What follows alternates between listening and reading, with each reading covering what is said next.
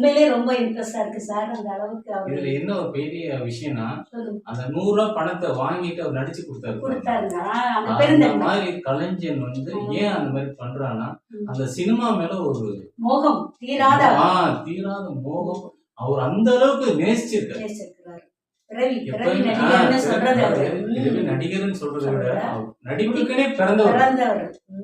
அந்த மாரி யாருமே ஒரு ரூ. 100 இப்பலாம் சின்ன நடிகர்னா கூட இப்படி இன்சல்ட் பண்ற மாதிரி நினைச்சுக்குவாங்க. நினைச்சிட்டு ஆமா. ஒரு மாரி ஆயிடுவாங்க. ஆமா. ஆனா அவருக்கு சந்தோஷமா வாங்கிட்டாராம். ரூ.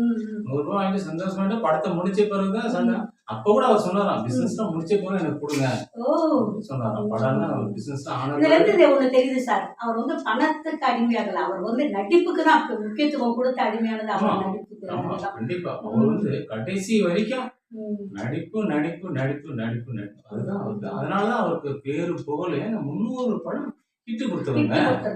300 படம் சில்வர் ஜூப்ளி ஹிட். அந்த நடிகருக்கு ஒரு ரூ. 100 கொடுத்துருக்காரு, வாங்கியிருக்காருன்னா எவ்வளவு பெரிய விஷயம்.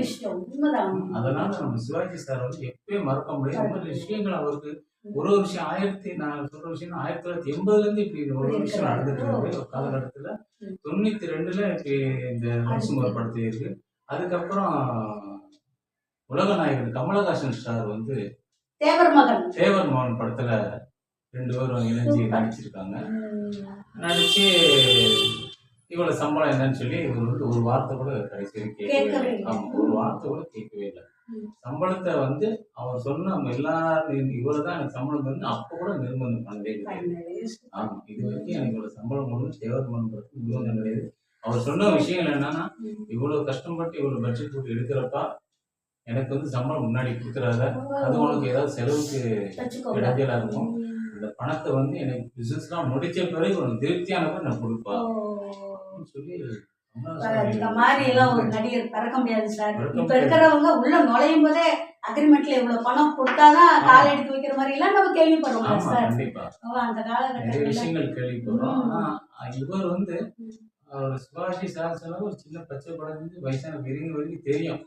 அவர் வந்து இவ்வளவுதான் அமௌண்ட் கொடுங்கன்னு சொல்லி யாருமே இது வரைக்கும் நிர்பந்தம் பண்ண பேரு. அந்த படத்துக்கு வந்து வெறும் 20 லட்சம் ரூபாய் படத்தை முடிச்சு சார். இந்த 2 படங்கள்லயே இவ்வளவு சொல்றீங்களே சார், இவ்வளவு விஷயங்களை நம்ம தெரிஞ்சுக்கணும். அதாவது ஒரு பணத்துக்கே ஒரு அடிமையாகாத ஒரு நடிகர் திலகம்னா இவர் ஒருத்தர் தான் சார். அப்ப இருந்து எப்பவும் சொல்லலாம், இப்பவும் சொல்லிட்டு இருக்கிறீங்க. இப்போ அடுத்து ஏதாவது இவரை பத்தி ஒரு ரொம்ப மிகவும் சுவாரஸ்யமான ஒண்ணு நடந்திருக்கும்ல, இதை விட பெரிய லெவல்ல? அது எப்ப சார்? 10 லட்சம் ரூபாய் 20 லட்சம் ரூபாய் வாங்கியிருக்காரு. அந்த காலகட்டத்துல அவருக்கு அப்படியே சமாதானம் வாங்கிட்டு இருக்கு. இதுக்கெல்லாம் ஒரு பெரிய விஷயம் ஹைலைட் யார் சொல்லணும்னா super star Rajinikanth sir. Super star Rajinikanth sir. Super star